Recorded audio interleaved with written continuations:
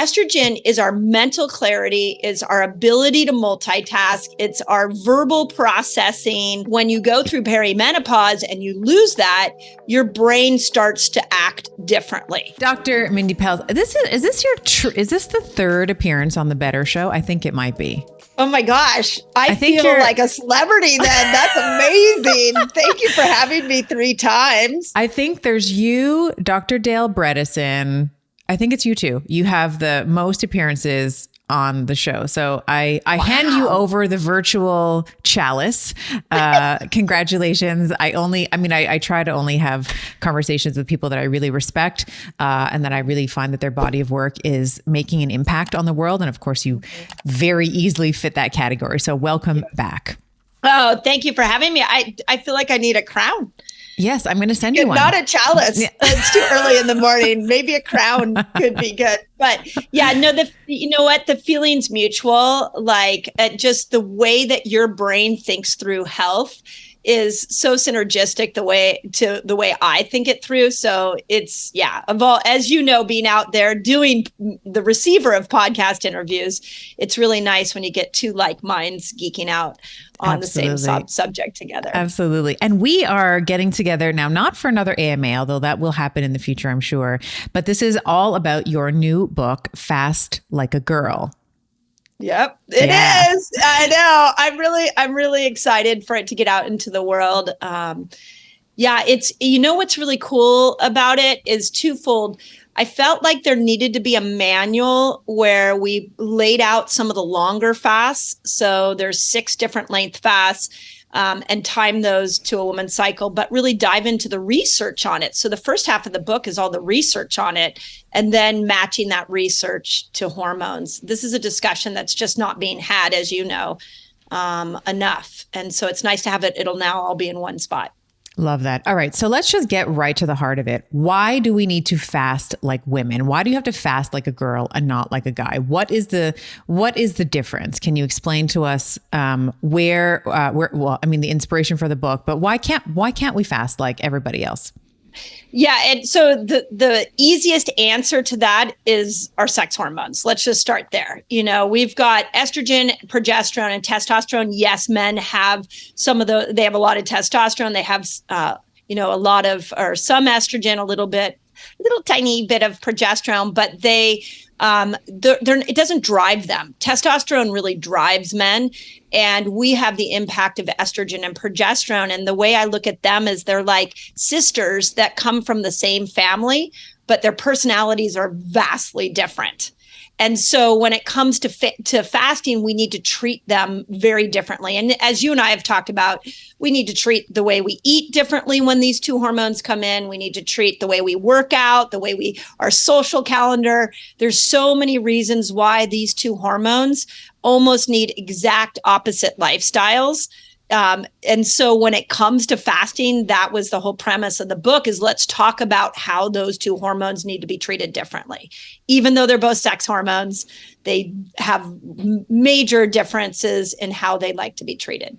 Yeah, I agree with this wholeheartedly. And I love that you've written a book on this as well, because I think one of the things that I've talked about in the past is like men really are like the sun and women are like the moon, right? So men kind of cycle through all of their hormones about every 24 hours or so. Whereas we take a full, give or take a couple days, we go through a lunar phase almost. So it's like 29, the lunar phase is 29 and a half days. That, of course, is the average menstrual cycle for most women as well. So we kind of go through all of the different permutations, highs and lows of our estrogen, as you're saying, the progesterone, the testosterone, through this 29 or so day cycle. So let's just start there, walk us through how this ebbs and flows, and then let's overlay that with how we want to be thinking about estrogen and progesterone, because there's different peaks, obviously, through the menstrual cycle, where we see peaks of estrogen, where we see peaks of progesterone, and then how we might differ our fasting to match that. Yeah, it's such a good point. And as you were talking, I just want, this is one of my big cries for women, is I want us to start to see that our emotions, our behaviors, the way that we show up in life is going to vastly change in this 29-day period that you're talking about. It's really interesting when you break that down and you go, oh, so when estrogen comes in, I might feel a little more outgoing. I might have a little more mental clarity. But then when she goes away and progesterone comes in, I just want to sit on the couch. Like, that discussion is so important for us to understand, because we're meant to be a little emotionally wild. Let's actually start there. Let's start there. That is such an important point, because I think that at least my experience growing up, it's sort of been like, oh, she's on it must be that time of month. It's like this sort of derogatory comment on a woman going through some of these cycles. And I think that, to your point, I don't think a lot of women actually realize that they're going to feel different, when estrogen is high, let's say, versus when it's low, when progesterone is high versus when it's low. Let's start there, because that is actually really juicy. If there's like one takeaway, I would say honor, I know that you're going to explain this really beautifully, but if you can understand the ebbs and flows of your mood, your behavior, your receptivity to sex, like, your sleep, like all of these things are influenced by this. So walk us through how estrogen and progesterone affect our moods, our behaviors, our emotional state. Do you want me to do it in terms of like the cycle, or just talk about the head or each one individually? Oh, well, why don't I do each one? I'll do each one individually, and then we'll go through the cycle. Yeah. Let's do it that way. Okay. So let's start with the estrogen. You know what? Here's what and you know what's really interesting is, as a 52-year-old woman who has been watching her hormones naturally decline, because that's what's supposed to happen as you go through perimenopause, I've really got to understand these hormones from a behavior standpoint, because when they're gone, you go, wait a second, I don't have the capacity to do X, Y, and Z anymore. Why is that? So with estrogen is our mental clarity, is our ability to multitask. It's our verbal processing.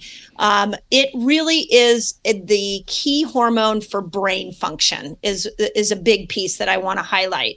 Because when you go through perimenopause and you lose that, your brain starts to act differently.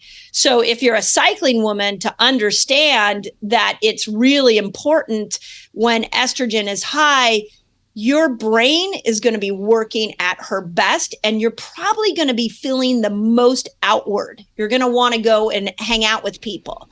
So you might feel a lot more social.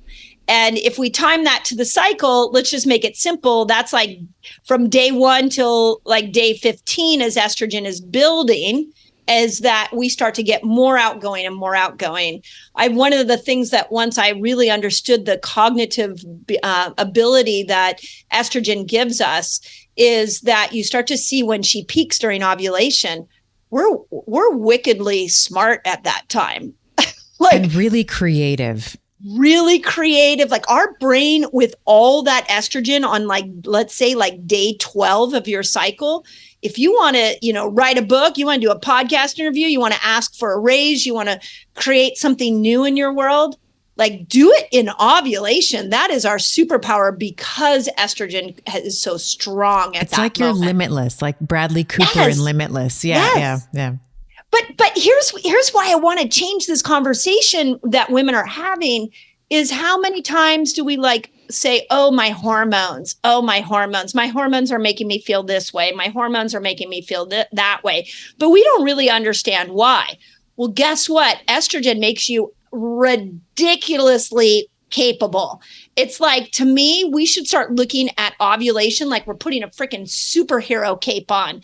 And we're like, okay, world, what do you need me to do? I even have gone to thinking as deeply as, if we put a bunch of ovulating women together in one room, all of them combined could probably solve all the world's problems. Because it's like the new world order war room. Yeah. Right? Oh my God, I love that. Right? Yeah. But women don't even know that. Right. I had a beautiful conversation with a man who was telling me how he was struggling with his teenage daughter. And I asked him, did he know her cycle? And he was like, no, why would I know that? And I'm like, well, you should probably ask your wife, and you should probably know your daughter's cycle. And if there's a conflict for you to resolve with her, I'd wait till she's in ovulation, and I would have that discussion with her. If you're trying to resolve that conflict the week before her period, you're going to find especially in a teenager, you're going to find it really hard to get through. That's the conversation we need to change.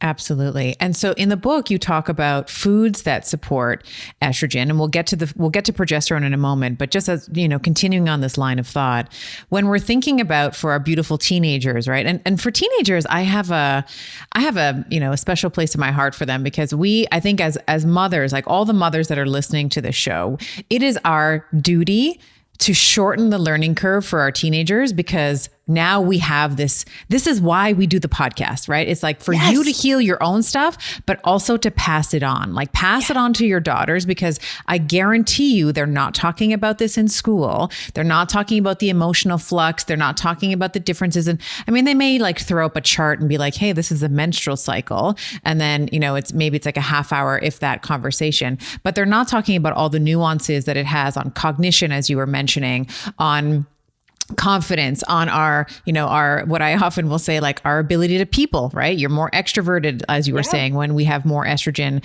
You're more creative. Your vernacular is much more, sophisticated, let's say, under the influence of estrogen.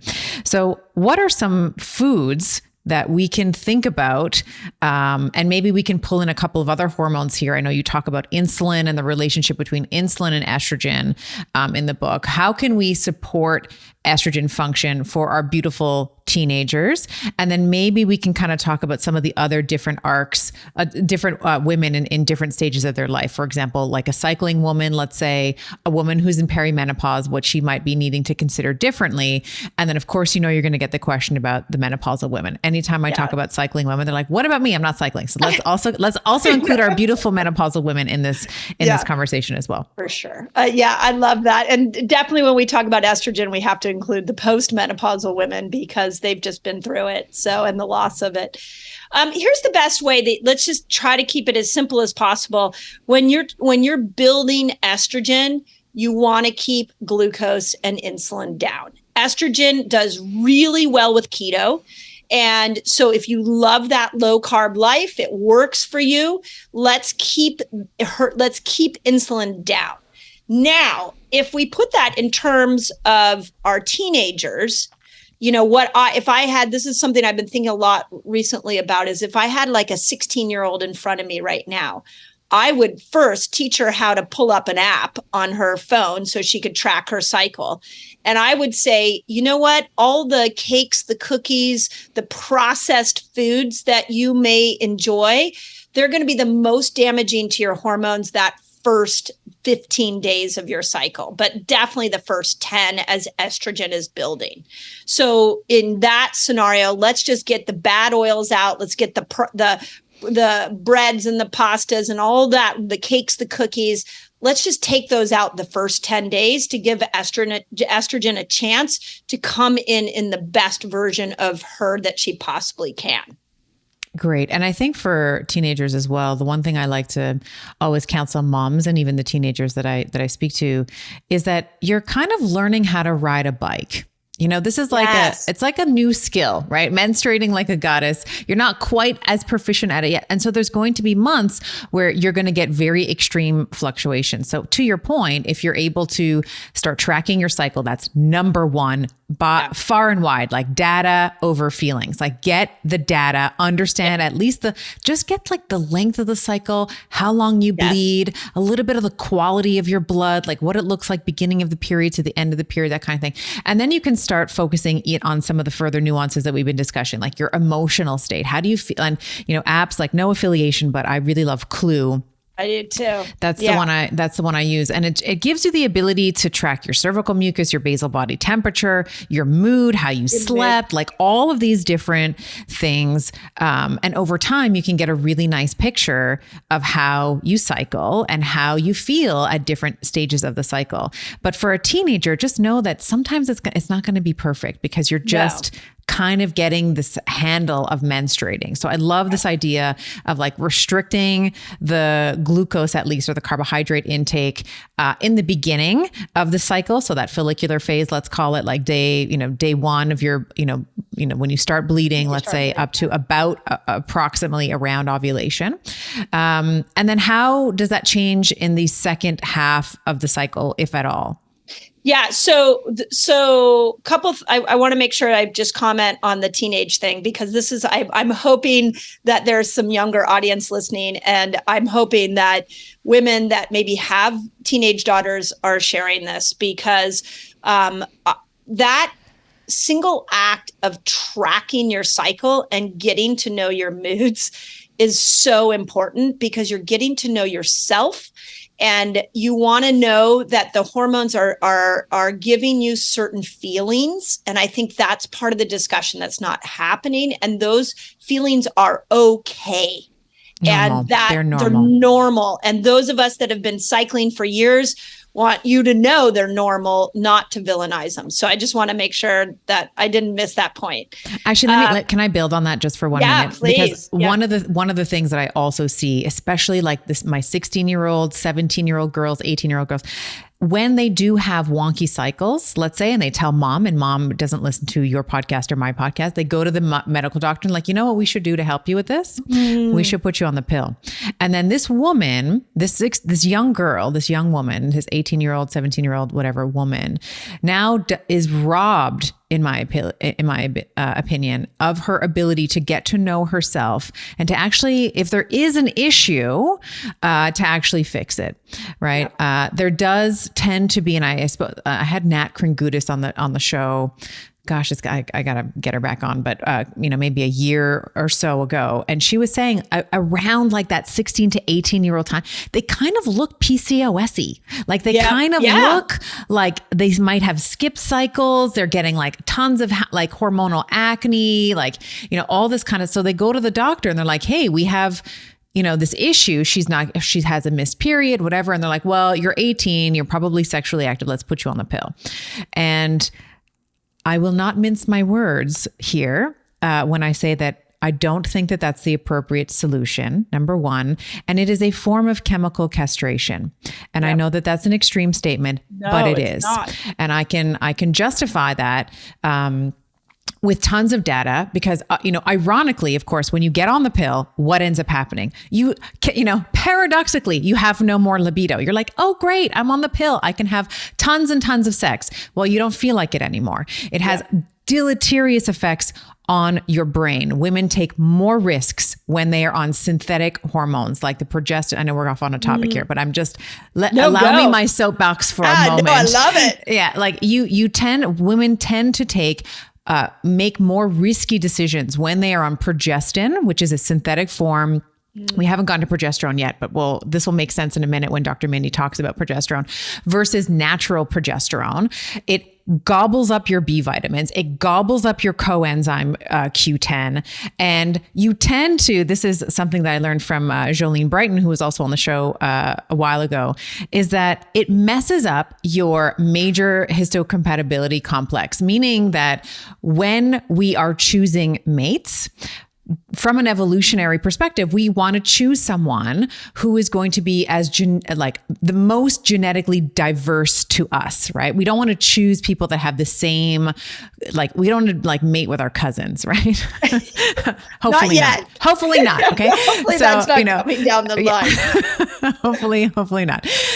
But what happens when you're on the pill is you actually start choosing, it messes up your, whether it's pheromones or, your major histocompatibility complex, which is located and it's connected to the olfactory nerve. And so you end up choosing mates. This is so gross, but you end up choosing mates that are more genetically similar to you than dissimilar to you. So a lot of women will say that when they get, let's say they've been with a mate, like they've been with a partner for whatever it is, like 10 years, and she's been on the pill that whole time. And then she gets off the pill because now they're ready to have kids. Once she gets off the pill, she's like, ew, this guy is disgusting. Like I'm not into him.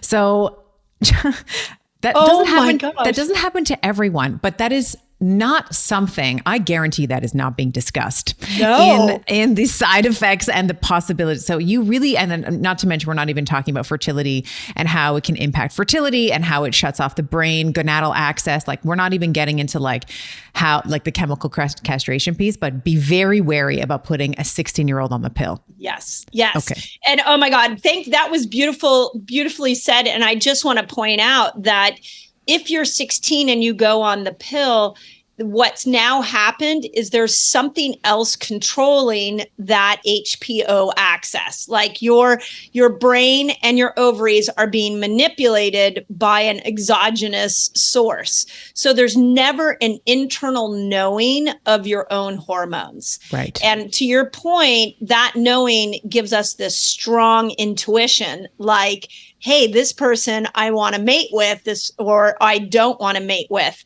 But it also gives us that, especially estrogen. Estrogen can be very intuitive and give us that superpower where we know when something's right for us and when something's not right for us. I even recently did some research on the matriarchal society that existed in the BC years.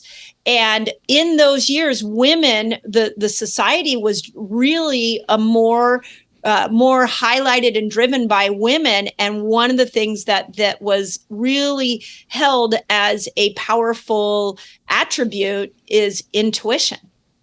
And yet now, if we fast forward to this patriarchal world that we're living in this chemical castrated scenario, and then you put a phone in a kid's hand who's judging themselves against every other woman on Instagram, and you've completely lost the ability for these teenage girls to be able to discover themselves.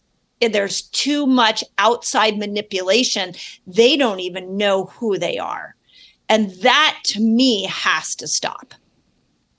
I could not agree more with that. I mean, there's some reverence that I have for the way that we grew up. Like I grew up without social media, and thank God. Thank God. Thank God. Oh my gosh. Because I was such a tool. Yeah. Like if that stuff was captured on video, like I know girls who, let's say they go to parties and then, maybe they have a little bit too much to drink, and then everyone's got a phone, right? Everyone's got a phone. They're taking every single, moment that you've messed up, and then they share it with their friends, and then they share it with the school right down the street, and like the entire neighborhood knows that you had a bad night, you made a bad choice. And I feel bad for these girls, because I think part of the experience of being a teenager is in some ways finding your own way, and that means making mistakes and learning from the mistakes. But now you have these girls and guys too. This is not just like everyone's taking videos of everybody doing stupid things. And they're not allowed to they're so scared to be themselves, or they're so scared to take risks, because the catastrophe that can follow that, which is like everyone on social media knowing, they had whatever, they did whatever at the party the night before. Is so great. So it's hard raising a teenager today. I will say that. So, whether you or your daughter is on the pill, like we're not judging, like there's no judgment here. Like this is all said with love and in the power of informed consent, because that's what we're trying to do. Empowered women try to empower other women. So once you know, and you make the decision, yes, this is a better decision for my daughter to be on the pill versus not. Good. You've made it from a place of knowing versus, she just has a wonky period. Let's just, like the doctor said so, and they didn't mention anything like this, so let's just do it. That's not informed consent. Right. Informed consent is like, I know the risks, I've evaluated it, but based on who she is, this is going to be the best choice for her right now. Yeah. I love that approach. And I agree. This is not, especially if you're, mommy guilt here. Yeah. This is really, to me, the moment in which we need to stop letting our healthcare system give us these one-size-fits-all answers for what are hormonal challenges that could be fixed with lifestyle. Mm-hmm. So, and as I have a 22-year-old daughter, I know what it's like to have to try to figure out and navigate a good birth control situation for your teenage daughter. Ultimately, you just don't want her to get pregnant. but we have to also look at what is that birth control decision going to do for her as a 25-year-old and as a 35-year-old, because what we're doing, and this is the same thing with the postmenopausal woman, when we throw medications to manipulate hormones, we have to ask ourselves, what's the 10, 20, 30-year consequence to that decision? Great. And that's the conversation that's not being had. Great. All right. So I think we've covered estrogen in teenagers. Let's. Yeah, I was going to say, sorry, we got on our soapbox. So, okay. So you asked me before that what I thought about the back half of the cycle. And so why don't I do the back half where estrogen comes in. And then I do want to talk about ovulation, because I have some new thoughts on ovulation that I want to walk through with you. So I think we have to remember that after ovulation, estrogen hits her peak, and then all of a sudden there's sort of this crash down of hormones. And one thing we have to remember is that when hormones go high, there is the qualities that they give us are going to be really highlighted in our life. Like in ovulation, we know estrogen has this ability to really improve our mental clarity. But then when she goes away, that goes away too. There's this sort of crash down. And then in the back half, progesterone comes up. Well, what's so striking to me about progesterone, and why I wish my 25-year-old self had appreciated her a little bit more, is that progesterone makes us chill out. I mean, in the most basic sense, progesterone brings our energy down. We need glucose to be higher. I think this is a really important point, and why Fast Like a Girl was so needed, because this would be the worst time to be fasting.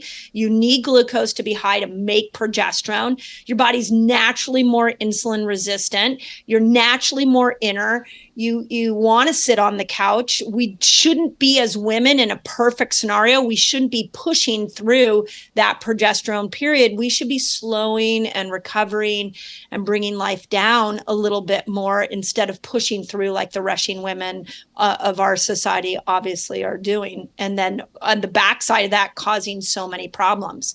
So I look at estrogen as like the most outgoing person at a party, and progesterone's like the woman sitting in the corner that's like, hey, you want to come talk to me? Pull up a chair. Let's have a deep chat. That's how I see those two. Whereas estrogen's more like, let's turn on music, let's dance, let's have fun.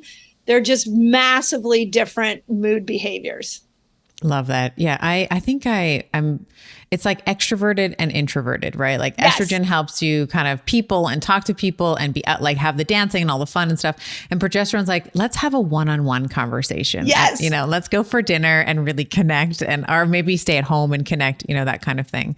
Yeah. Love that. Okay. So we want, so in the luteal phase of the cycle, so post ovulation is when we see progesterone rise, and you're saying that we are naturally, and not just you, many other experts are saying that we are naturally more insulin resistant during this time. Yeah. And the insulin resistance is being driven by cortisol? Is it being driven just by nature of like the flux of the hormones? Like, where is that coming from? And then when you're thinking about manipulating the food, so we want to be having what kinds of, like, I know you're not going to say you should be having more Ben and Jerry's and and French fries. Yeah, so how should we be thinking about increasing our, how should we be thinking about changing our macronutrients, let's say, to match that environment? Yeah. So here's the first thing to realize, like, if you ever doubt how powerful your body is so smart that it purposely makes itself insulin resistant so that glucose can come up. So there's some sugars there to help to make progesterone. So that's naturally happening. But what it might feel like to you is it feels like, I want to sit on the couch and have a box of pizza and a tub of ice cream. And then I want to bitch about it. And then I'm going to call my closest girlfriend and we're going to bitch together about it. And then I'm going to tell everybody to stay away from me because I'm PMSing. Well, if we translate that into, if progesterone could speak to you, she would say, hey, could you give me some good glucose? So things like, I really love root vegetables during this time. Like, let's go to the squashes.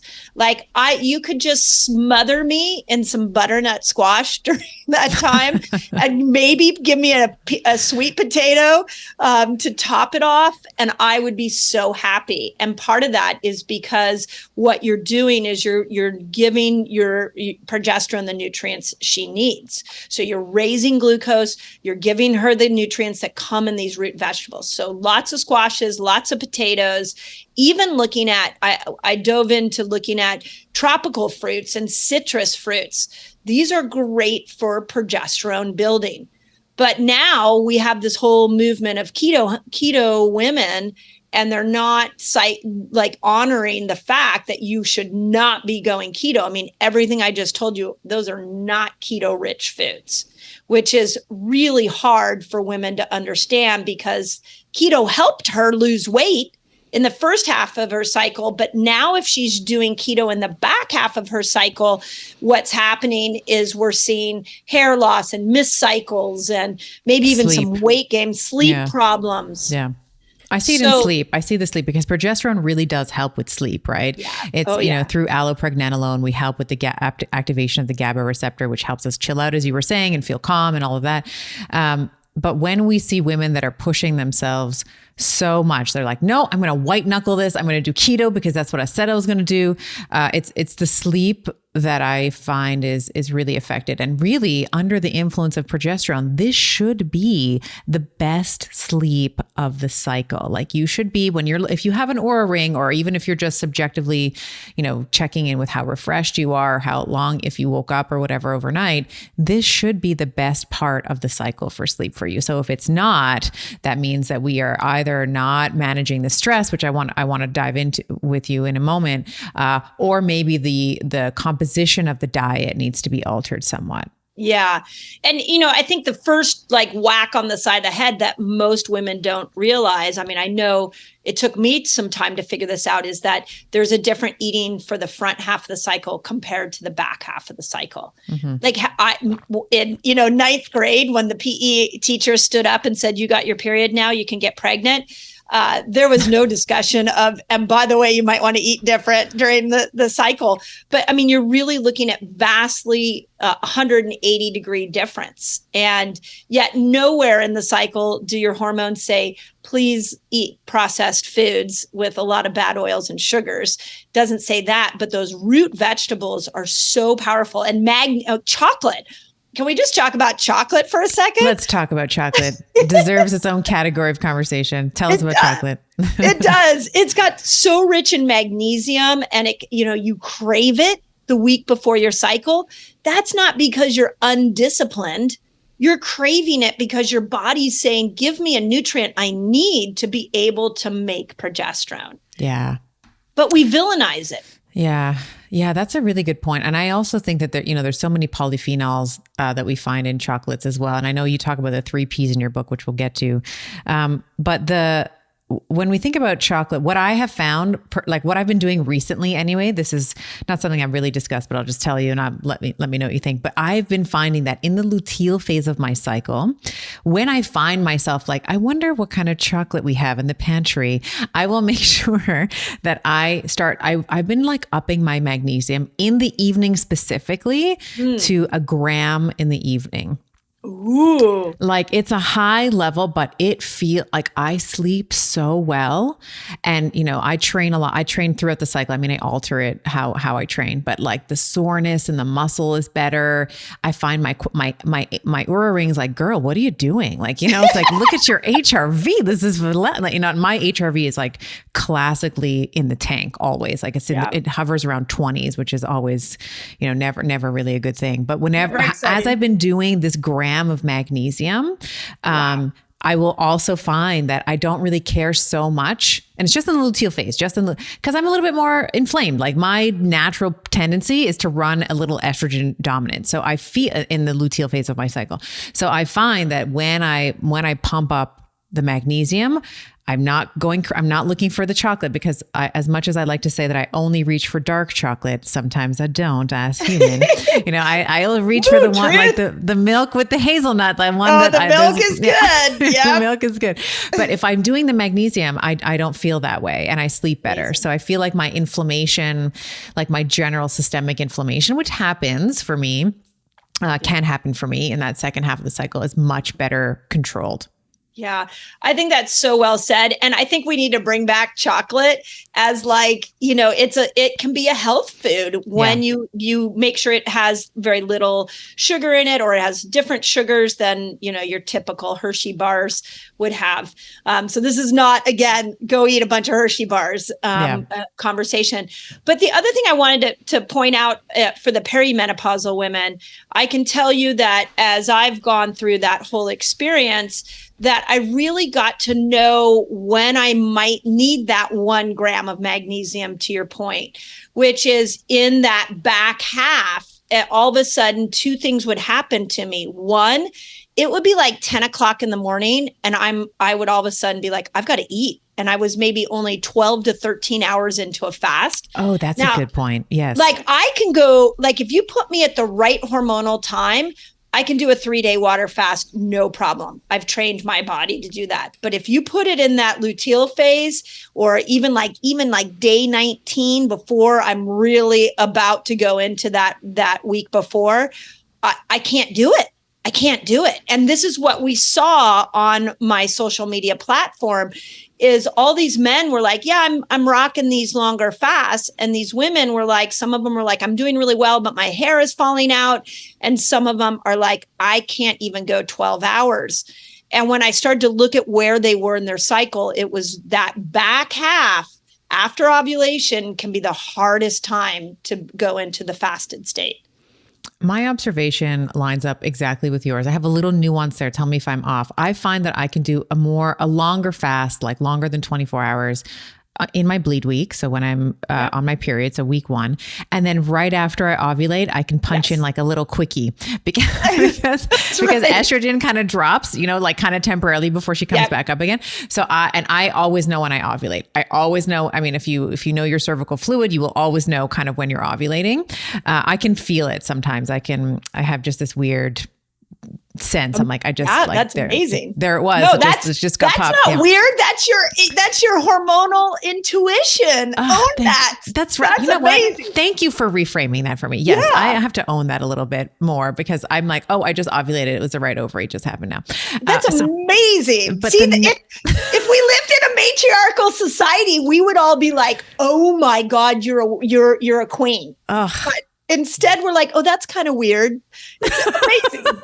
I know. And it's so funny that I pre-framed it that way. I have to just give myself a little smack. But yeah, I was like, oh, I'm a little weird. Like I remember I think I've shared this with you before, privately or on the show. I can't remember, but I remember the moment I got pregnant with my both children, but like I knew the date, I knew exactly the moment of conception. I was like, oh yeah, I just felt it. That's awesome. Yeah. That is awesome. And that's why when my midwife was like, oh, your son's going to be born on this date, I was like, no, I got pregnant December 13th at 12.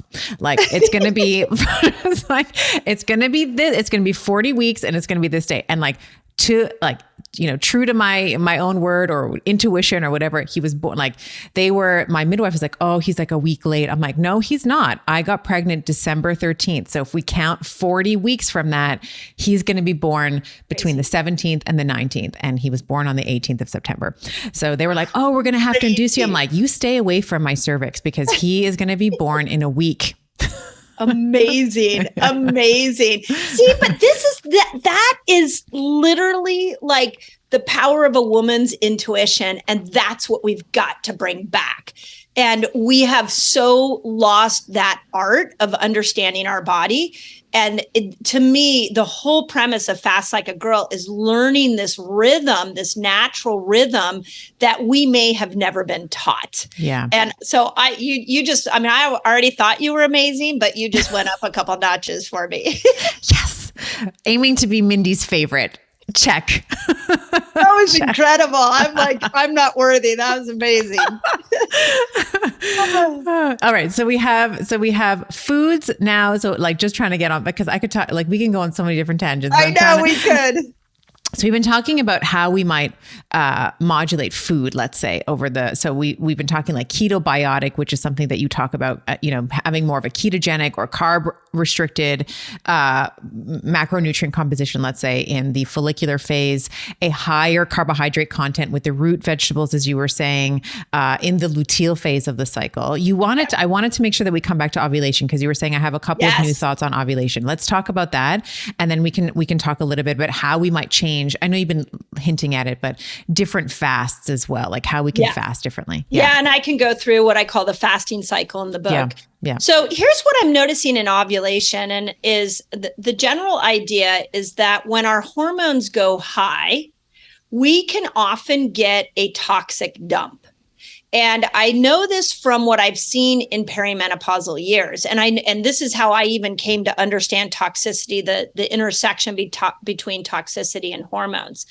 But it's that up of a hormone, the real elevation, and then the drop that can release things like heavy metals, like lead from your bones, some of the more like environmental toxins that are stored in our fat and our tissues. Those big hormonal jumps is when we see those get released. So knowing that, I've been really thinking when they're on the drop. Sorry to interrupt you, but usually when they're coming right down. At the peak, and then as it's dropping down, because it's that's what, just like progesterone drops and it signals the shedding of the uterine lining. Mm-hmm. What I see at ovulation is as estrogen drops, we see this pouring out of toxins into somebody's system. And it's specifically, I see it in late 30s, early 40s, as a woman is entering perimenopause. So I have been playing with less keto during that ovulation window, because when you're in keto, you're also in a repair phase, and sometimes neurons are repairing. Sometimes there's autophagy. So there's a dumping of toxins already out of the cells. So if we come in strong with keto during ovulation, we may, if we have a high toxic load, we may start to get more of the adverse reactions, like I'm holding on to weight, I have a rash, I maybe have some brain fog, I'm irritable. Those are things that normally shouldn't happen at ovulation. At ovulation, you should feel like Wonder Woman. You shouldn't feel like you want to burn everybody's house down. And when I see women not doing well in ovulation, I actually make sure she's not fasting as much and that she's going more into what I call hormone feasting foods.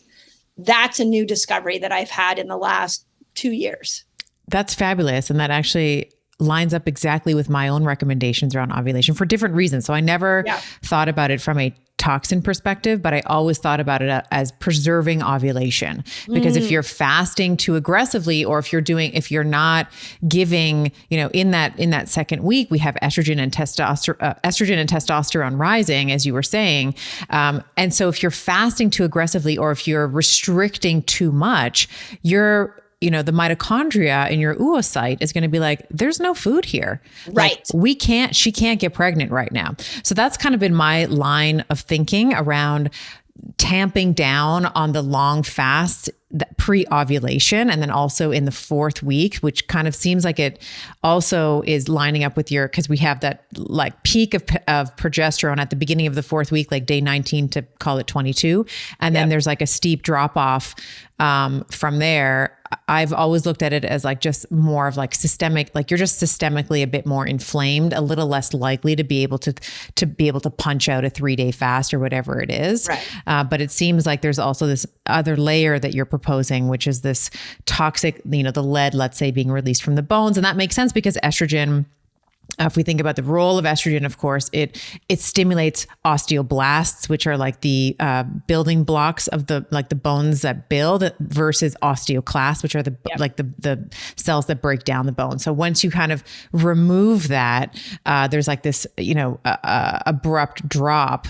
At least that makes sense to me from a mechanistic point of view, that now you have this osteoclastic activity that may be increasing relative to blastic activity, and then we can have this kind of release as these bone cells are being destroyed. Some of the, let's say whether it's the, depending on like where what type of bone is being destroyed, you can have some of that release, whether it's from the cancellous or there's different types of bone, which we won't get into, but like depending on the type of bone, let's say that's being modeled or remodeled, you can certainly drop some of the stuff that's stored in there. Yeah. Tying all the pieces we've been talking about together is, I think we have a lot of 30-year-olds that are coming into these perimenopausal years. Perimenopause is happening a little bit earlier. And these, like, let's just take a 35-year-old. It's been industry healthcare standard to put her on a birth control pill. So she maybe has only been off of the birth control pill when she got pregnant and then went back on. So she comes screaming into her mid and late 30s, and there's no natural rhythm. So as I'm helping these women get their natural rhythms back, I'm seeing for the first time that ovulation is really torturous for them. Mm-hmm. And it doesn't make any hormonal sense to me, other than we're just getting the toxic dump that they maybe didn't get as efficiently when they were on the pill. So it's really interesting, because you should not be feeling bad during ovulation. You should feel like you are at your best. And so if you are feeling bad, you got to step out of ketosis. Wonderful. All right. So let's overlay this with fasting. So we've been talking about keto, biotic, and more glucose. Fasting, not necessarily fasting aggressively in week 2, let's say, and week 4.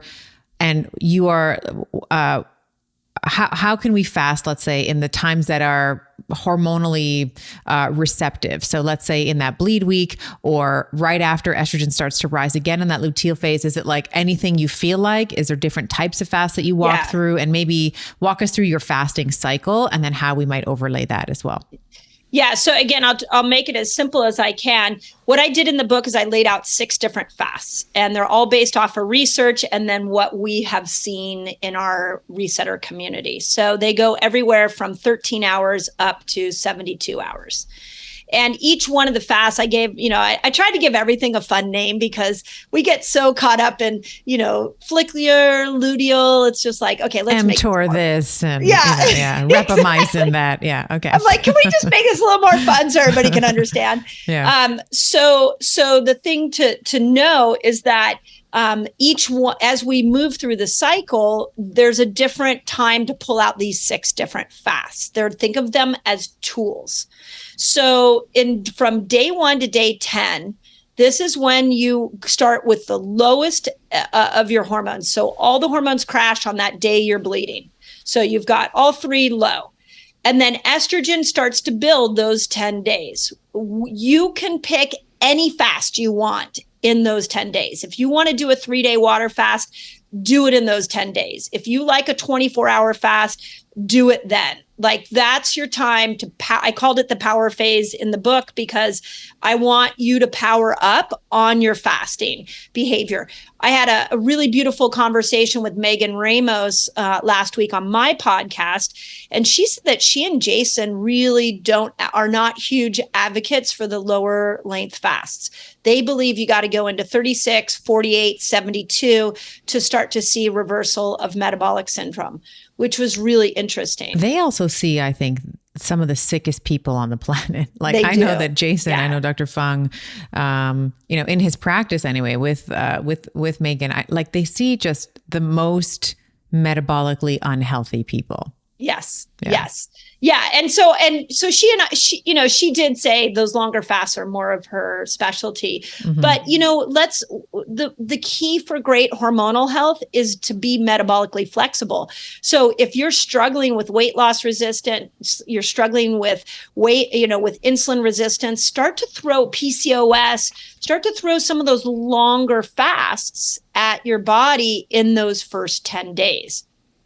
And, to your point, the other period for that would be like day 16 to day 19, there's a small little window where all those hormones drop again, and you can go into these longer fasts. So now you've got about 14, 15 days out of your monthly cycle that you can fast longer, but keep it within those two places. Otherwise, you're now really throwing off the rest of your hormones. Okay, so those are the two power phases. Talk about manifestation and the nurture phases as well. So ovulation, I call it manifestation phase. And it was so fun because when I first created this, I started using it with my community, but then I called Carrie Jones up and I was like, okay, here's what I'm thinking. This is what I'm going to call it. What do you think? And she, she's hysterical anyways. And she was like, where's the crown? I'm in for it. I'll do a story about it, and her little like Instagram stories are so funny. Yes. Oh, her Instagram's amazing. So I'm like, I want to call it the manifestation phase, because with the power phases, I want you to know you can power up on these amazing tools. With the manifestation phase, what I want you to know is not only can you manifest a baby at that time, but you can manifest, we mentioned, you can a raise, you can manifest resolving relationships, you can manifest so many things because you have estrogen at her peak. We haven't even really talked about testosterone. We'll talk about testosterone in a moment. Yes. You have your highest amount of testosterone during that time. So maybe you want to manifest a mate. Your libido's up. So you're going to be, more likely to be attracted to somebody during that time. And then you get a little bit of progesterone to chill you out. Like we should be rocking it during this time. You're firing on all cylinders, really. Yes. Mm-hmm. Like you are at your best. So during that period, then fasting, I believe, needs to stay around 15 hours if you're comfortable with that. And I've dove into the research a lot on this, and I really analyzed this time because when we look at the studies on testosterone and fasting, they're all done on men. And the statistic that we have is no way. Are you kidding me? That's sarcasm for those of you that are listening to on audio. But you mean there's not an equivalent amount of female-led research as there is on men, Mindy? No. Right? Imagine that. Imagine that. It's really, we are not only are we emotionally wild, but we are, I guess, really hard to study as well. We're uninteresting to be studied. Yeah. Except for the women health experts like you and I that are like, you know what? We're like guacamole. We're extra. We need more. And this is how you do it. Okay. Come on. Sometimes you want a little more heat. Yeah, exactly. Oh my God, I love that. I'm going to have to take that. Women are like guacamole. Yeah. We're just extra. Yeah. And if you leave us out on the countertop overnight, we're going to brown up a little bit. Yeah. It's kind of like, like those memes where they're like, the avocado's like, almost ready, too late. Like, that's like, we need a guacamole meme. I'm going to work on that. That's so good. So I like 15 hours. I think it's a pretty doable fast and what we do know is that, 15 hours in a man improves testosterone by 1,300%. The closest research I could find on testosterone in women is that it takes us about 24 hours of fasting to be able to get that same result in an increase in testosterone, to get to that 1,300%. But to your point, we're dealing with a very sacred time of our cycle. If you haven't done a 24-hour fast, I don't want you to throw a 24-hour fast in the middle of your manifestations period. I believe 13 to 15 hours, pretty doable for most women. And that's the appropriate fast during ovulation. Don't go more than 15. The second reason I say that is once you start to get to 17 hours of fasting, you are dipping into autophagy. And now with autophagy, we get that dumping of toxins that may not be appropriate for your body. So in the book, I kept it under 15 hours. Right, because you're about to crash, right? If you think about it with your line of thinking, like estrogen is about to dip. Yeah. And yet I hear a lot of women who love fasting for weight loss. And so a lot of the women in our community are like, but I got to step out of fasting the week before my cycle. Do I really need to not fast during ovulation? So we played with those different lengths and we found that most women can do 15 hours and not have any adverse autophagy effects or detox reactions. I think what I would also say to those women is that fasting is, as you mentioned, it's a tool. There are other tools Yes, that there you are can other use tools. when you're, let's say, the week before you start bleeding that you might use. Yeah. I know you talk about protein and you talk about leucine and isoleucine and like amino acids. Let's say, we could think about weight training. We could think Yeah. there's so many other things that you can that contribute to your overall body composition, because it's not only about, and I know that I'm harping on this word, but it's not just the weight that we want to lose. Like we don't want to lose like brain density or bone No. density. We want to lose adipose tissue. So That's one right. of the ways that you can do it, of course, is with fasting and of course with modifying your macros, as you've been talking about. But there are other layers to this. So when you're taking a break, let's say that day 20 in your book, you talk about day 20 to bleed, this nurture phase, maybe you don't fast that week. I know I can't fast. Like I fast for like 12 hours. That's about Right? the maximum I can Yeah. do that week. But I also know that I can change the way that I'm training. I can, maybe do something that's going to help reduce my inflammation. I can do like a cardio work. Like there's so many other things that you can be working on that contribute to the weight loss. So I don't want people to get stuck on this very rigid thinking where it's like, if I'm not fasting, that means I'm not progressing towards my goals. Because as the whole through line of our conversation is that we are very cyclical beings. So there's times to push and there's times to pull, right? Yeah. Push forward, power up, as you were saying. And then there's times to fall back. You can't be in drive and reverse at the same time. Like sometimes we need to have one or the other. Yeah. Yeah. Yeah. And I think this is, if you're listening to this and you're like, oh my God, I'm super confused now. Understand this is another language that we're speaking. And this is the language, the hormonal language should have been spoken to you the day you started your period. Mm-hmm. And then you would find after a while, you get the groove. And what I'm seeing with a lot of women is once you understand the nuances of these hormones coming in and out, you actually can really vary everything in your life to get the weight loss result you want, to get the fitness result you want, to get the brain result you want. But we have to stop as women looking for that one diet that we're going to do at the same way, or that one workout or the one fast all cycle through. Yeah. Part of why we have an obesity problem we haven't been able to solve is more than just the horrible food industry. It's that women still think there's one diet that's going to help me lose weight.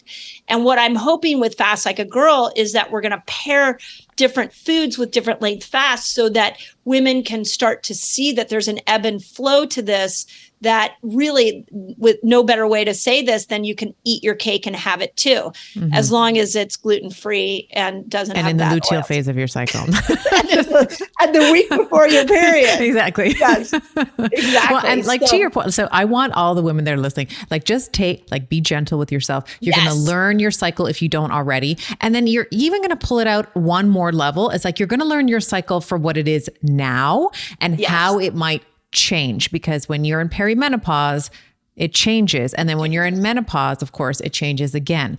So there's a granularity to like understanding how it is now, but then also how it changes over the arc of your life as well. Yeah, there's right, because there's a monthly change and there's a life change, which I think is really important. The last thing I want to point out, and I don't think you and I have discussed this about the manifestation phase, is that I've thought a lot about what foods would be the best during this time. And there's two things that I know need to happen for those hormones to be in her full glory. And that's that they have to be metabolized. They have to be broken down by the liver and the gut.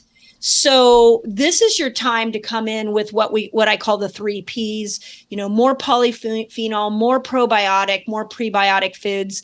This is your time. If you don't want to give up alcohol, then just give it up during manifestation / ovulation window, because that's the time you need your liver to be able to break all these amazing hormones down. That would be your time to power up on your bitter foods and more of the cruciferous foods that support liver function.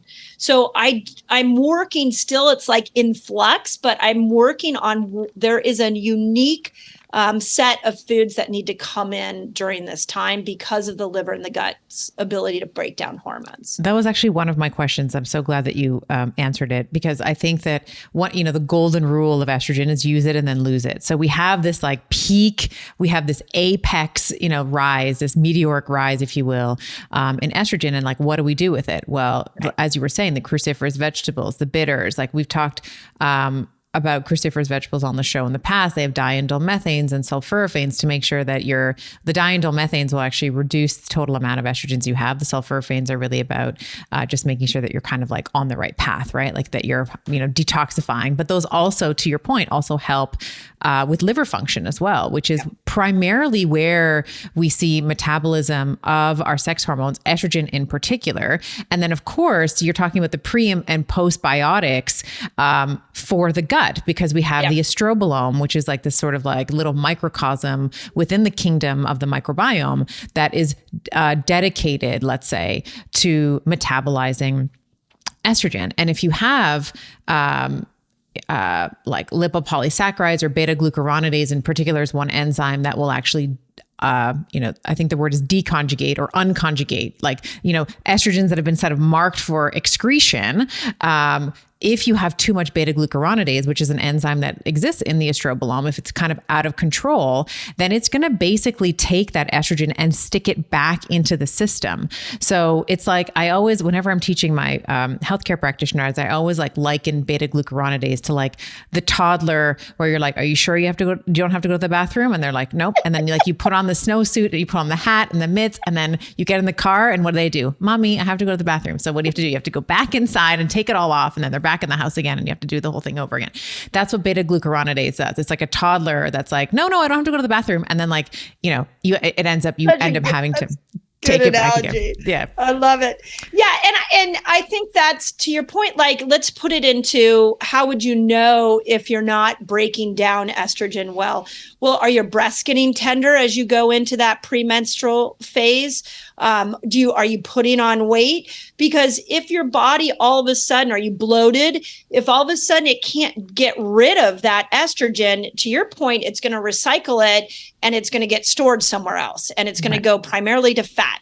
So what we need to do is we need to make sure that we're really loving on the liver and we're supporting the gut during that ovulation time so that the back half can be much better.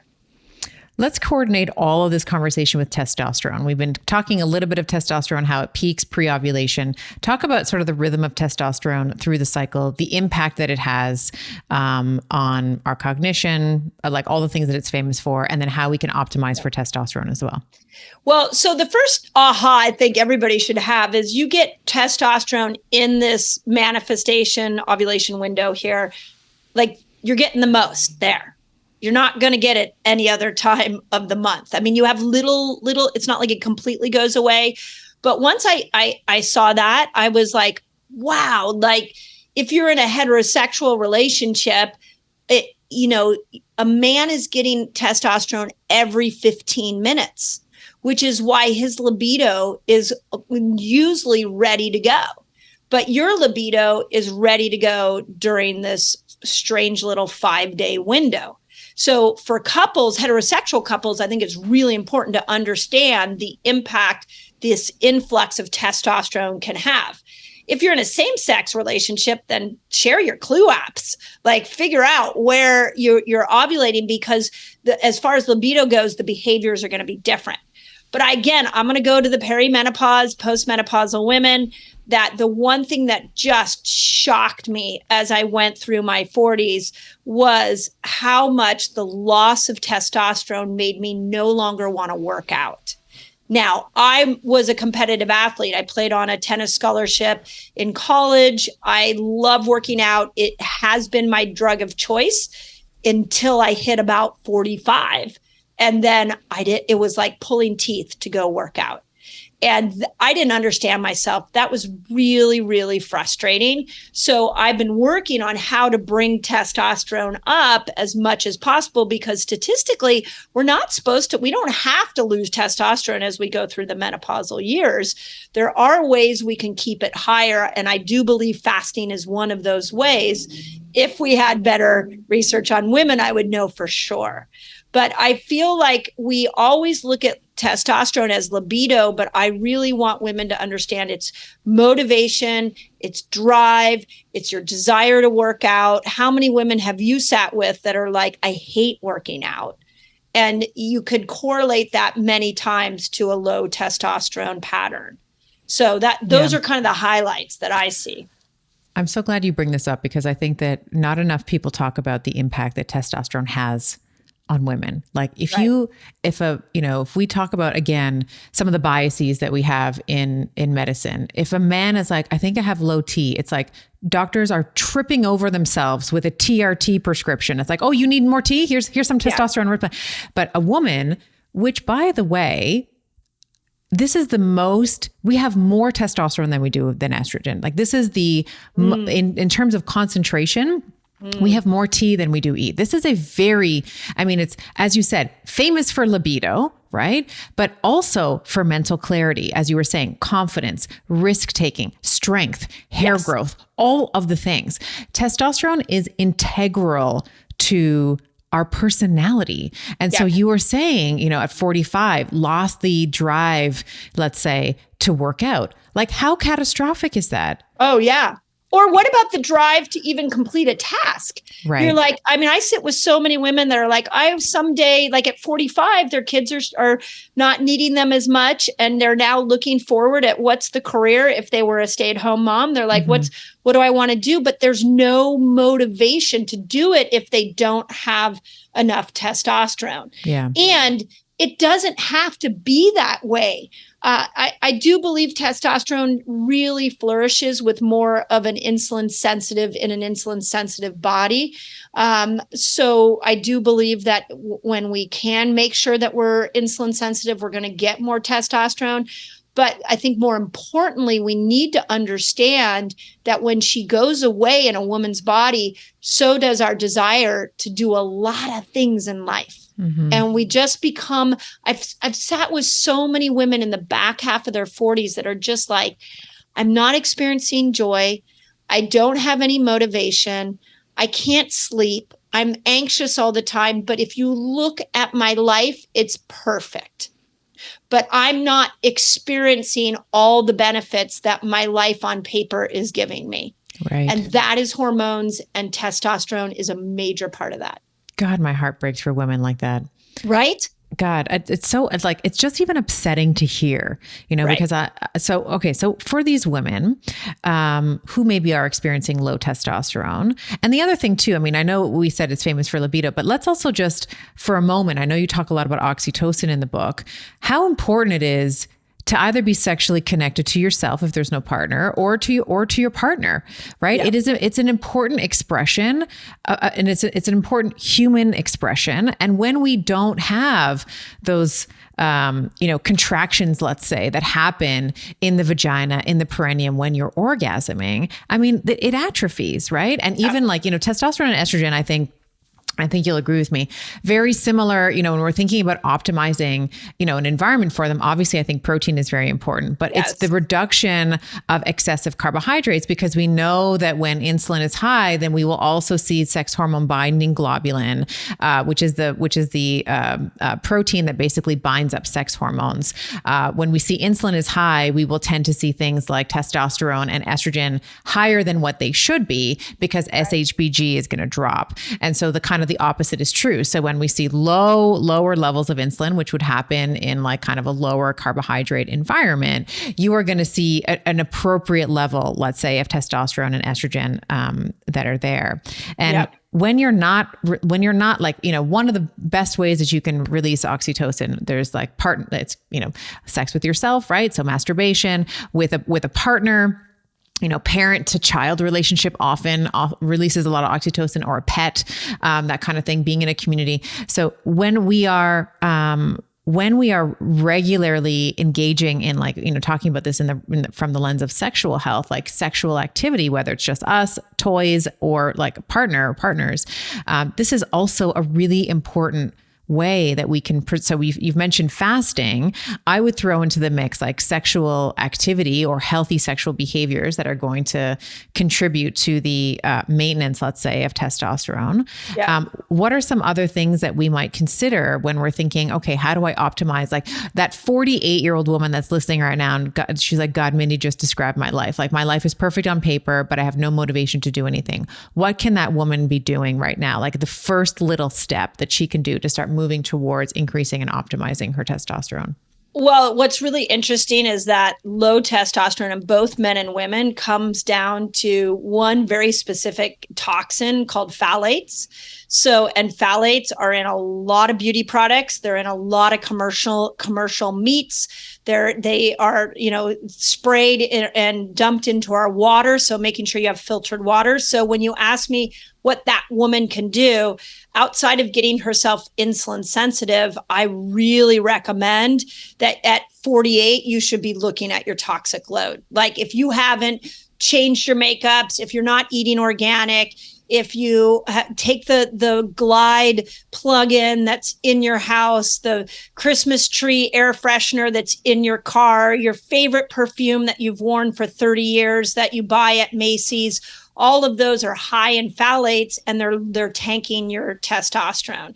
So outside of fasting, outside of maximizing oxytocin, to your point, through human connection, we, with testosterone more than any other hormone, needs a good old-fashioned detox, because it's those toxins that really tank testosterone.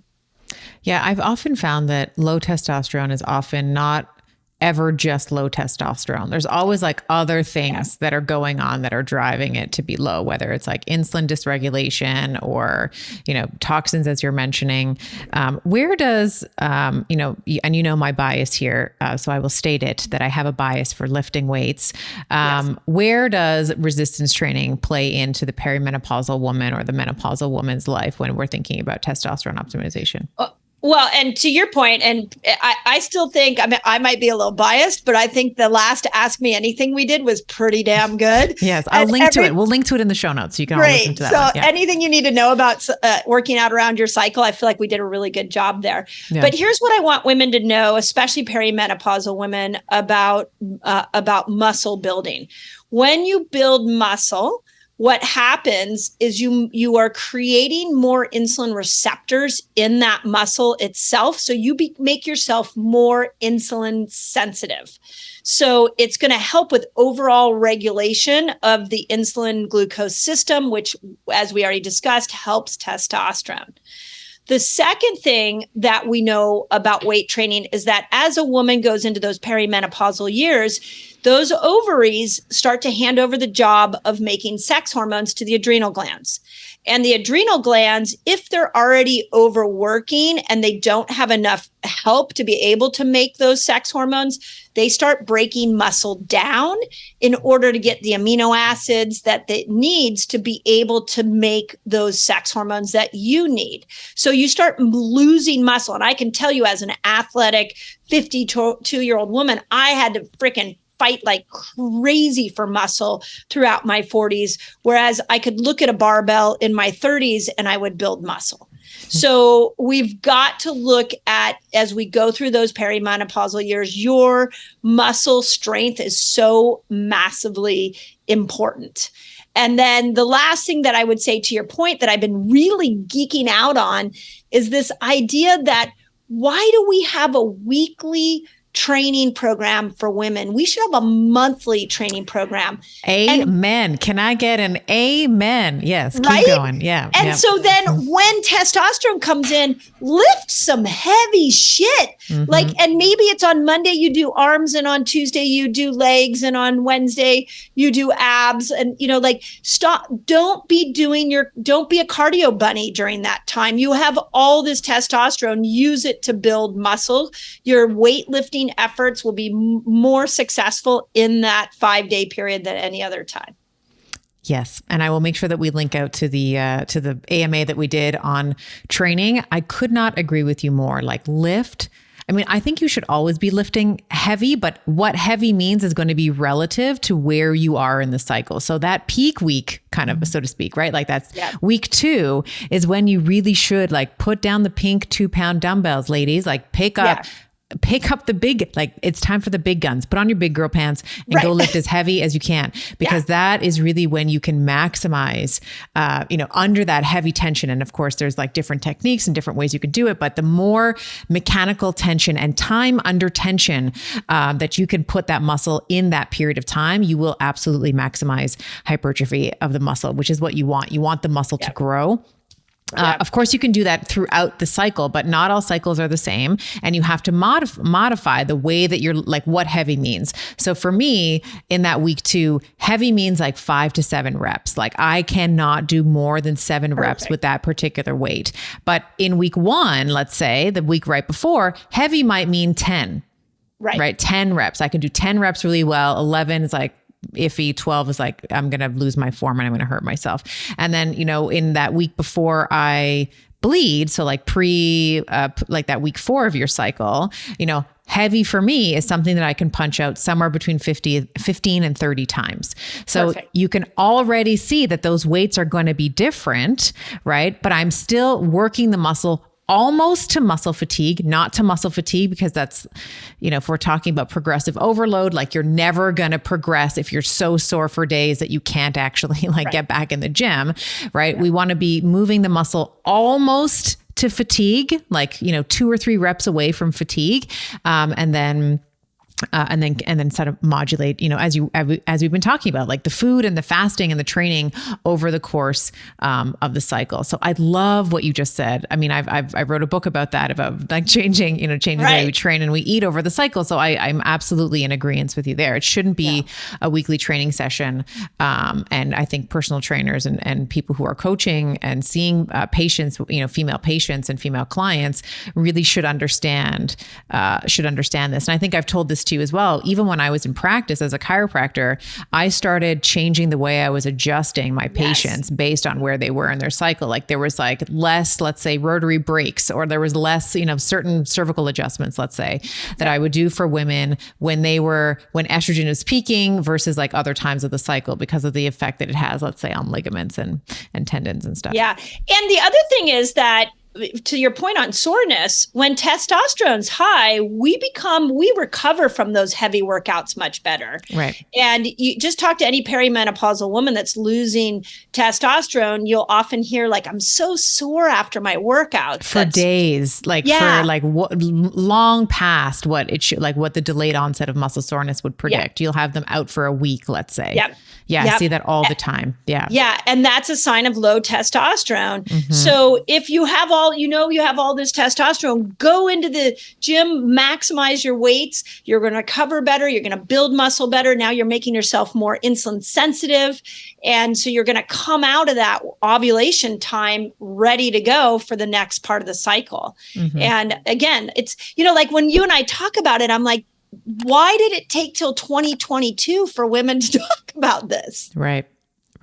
And to the personal trainers, or if you have a personal trainer, don't let them obliterate your legs or your upper body. Like don't do 400 sets of something. Like they're just doing that to impress you. Like the idea of progressive overload is to progress, right? Like as the name suggests, right? We don't want to be out of commission for a week. So if you're seeing that, like so like the testosterone, I would also be thinking about thyroid, which I know we don't have time to get into, but if someone is really, really sore, I'd be like, okay, I want to know how her thyroid's functioning. And I want to also take a look at her, like I'll do a Dutch to see what her testosterone levels are like. Yeah. I keep waiting for some personal trainer. I mean, I know you wrote about it in your book, and I keep waiting for some personal trainer to stand up and be like, hey, I've got a formula for women for a 30-day cycle. Yeah, and it's called Fast Like a Girl and the Betty Body. That's right. Combined. Oh my God, we need so Fast Like a Girl and the Betty Body went out to lunch together. And here's what they created. They created this like powerhouse 48-year-old woman by combining these two theories. It's great. Dear 48-year-old women, we got you. We got you. We So got you. where can people find Fast Like a Girl? Is this like all stores online? Like tell people where they can find and buy the book. Yeah. So the best place to go is fastlikeagirl.com. And all the outlets will be there. It should be on everything. I mean, it should be in all the major stores, and it should, Amazon's a lot of where people go, but there are also other great, like Barnes and Noble, Target. We got them all covered. And like any mom and pop shops, if any of them pick up, support your local mom and pop shop as well. Yes. Please, if you have a local bookstore, please go and buy it there, because we do want to support our local stores. In fact, I've been thinking about going to my local store here in Northern California and just signing some of the books and like slipping them back into just to support and make sure that people don't forget about those real retailers, because it's really important to keep those alive. Absolutely. Mindy, it's always a pleasure. I can't believe, like, we've been chatting now it's going on 90 minutes now. Just time flies by when I'm with you. Yeah. So thank you so much. Congratulations on the new book. I am just so stoked. I will be supporting it, posting about it on social. And yeah, we'll talk very soon. Yeah, thank you. And again, have me back. There's more to talk about. So much more. I love it. Thank you for having me. Appreciate you. All right. Wasn't that amazing? So if you want to do a deeper dive and learn even more about female hormones and how they impact your mood, your mindset, your metabolism, this video is coming in hot right over here. This is really the time that we're going to get a massive surge of testosterone. Like testosterone's like glory moment is in that ovulation window.